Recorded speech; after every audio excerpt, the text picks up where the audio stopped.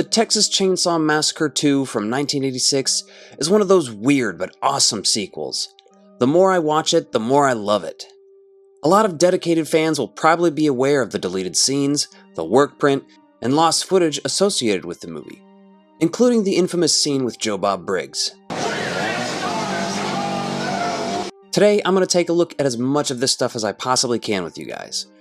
Let's get into it.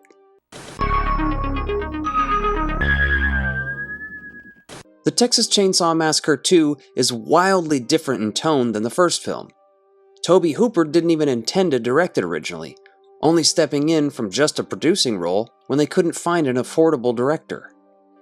Despite this, Gunnar Hansen not returning to the role of Leatherface, and the insane studio meddling that Cannon Films inflicted upon Tobe Hooper and the crew while this film was in production and post-production, I still think this film turned out surprisingly well.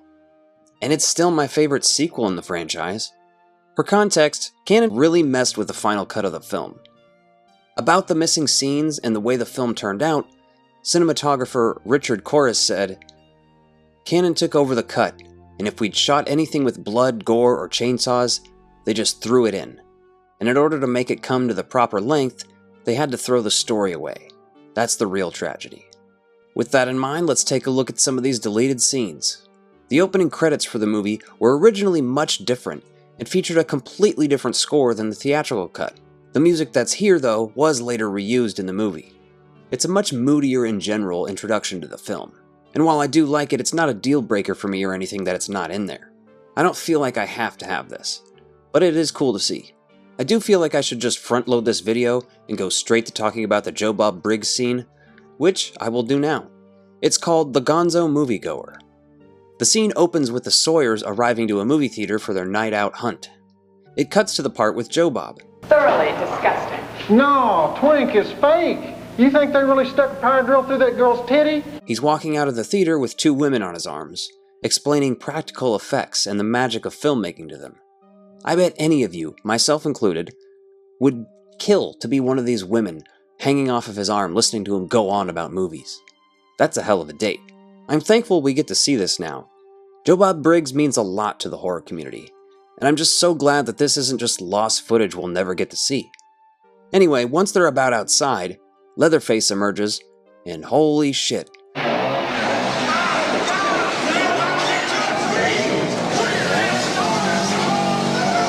This is a legendary moment, and who among us wouldn't react the same way as Joe Bob here?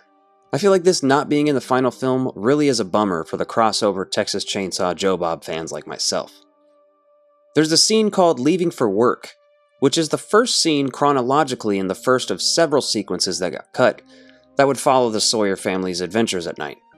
In this scene, you see the Sawyers head out for a night of chaos, while Dennis Hopper's character Lefty watches from the sidelines.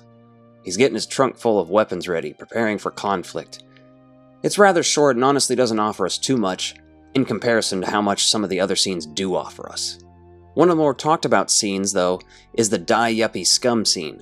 He wanted to go to 7-Eleven and get a big red soda, right, bro? The Sawyers are out driving around looking for blood. I wouldn't trust you to chase flies off a dead dog's dick. That's gotta be one of the best insults I've ever heard. They drive into an underground parking lot, and it starts to get weird here. Drayton calls out to them,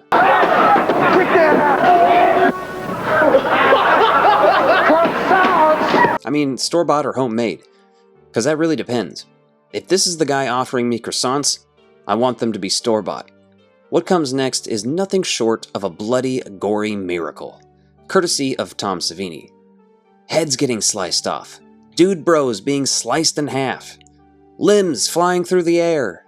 I work at a sports bar, and every time, like, grown men are just losing their shit at some, sporting event on TV, I just want to turn into Leatherface here.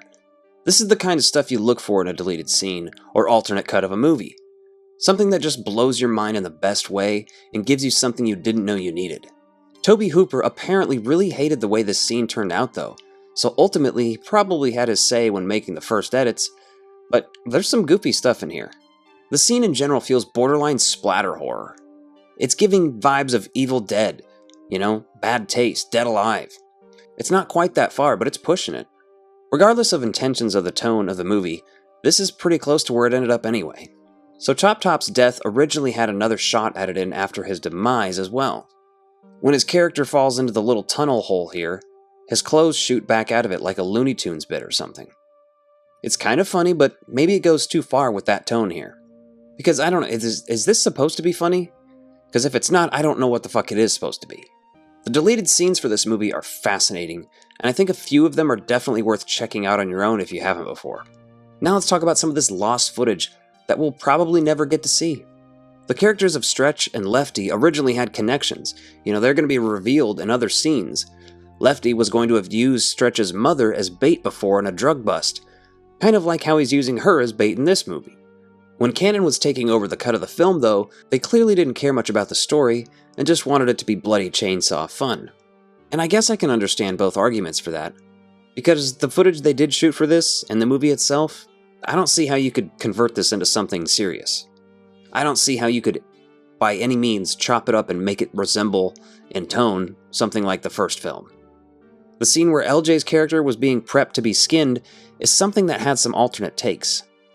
The actor who played this character, for some reason, was like, you know, there's no way the Sawyer family would skin this guy alive with clothes on. I should be naked. Apparently he was very adamant it be shot this way. And it seems like Tobe Hooper was just like, you know what? Fuck it. Go for it, freak. I'm done arguing with you. There's also a bit more to this, though, that's rumored. I think it's personally bullshit, but let's talk about it anyway.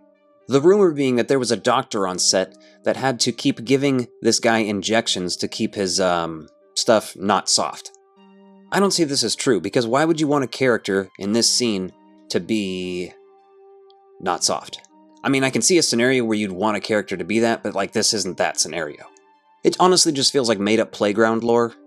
Like the 3 Men and a Baby Ghost, or Marilyn Manson having a rib removed to blow himself. I don't buy it. There's a scene shot with Lefty alone in a hotel room, eating the worm out of a bottle of tequila he's drinking, and then tripping balls and hallucinating chainsaws coming out of the walls and attacking him. So that stuff's just kind of lost. And I'm sure there's a ton out there that we just don't know about. The Workprint is out there circulating on the internet somewhere too. And it features a bit more, but nothing too crazy. This is The Buzz. What's going on? 6 minutes. We are talking to you live from the corner intersection of... The biggest change I saw was at the beginning. There's a little bit more dialogue in the car scene, and it does have some of those scenes if I remember correctly, but not all of them that we talked about before. The Texas Chainsaw Massacre 2 was a disaster of a production. But the movie we ended up with, in my opinion, isn't that bad. It's pretty good. Let me know which of these scenes you enjoyed the most in the comments down below. If you have any more insight to any other lost footage, I'd love to hear about it. Stay creepy.